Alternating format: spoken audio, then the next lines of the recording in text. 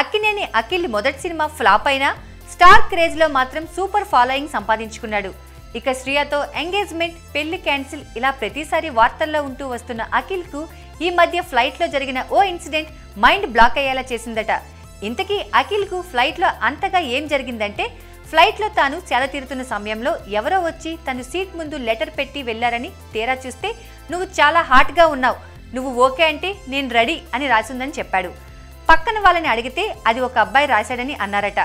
విషయం తెలుసుకున్న అఖిల్ కు దిమ్మ తిరిగిందట.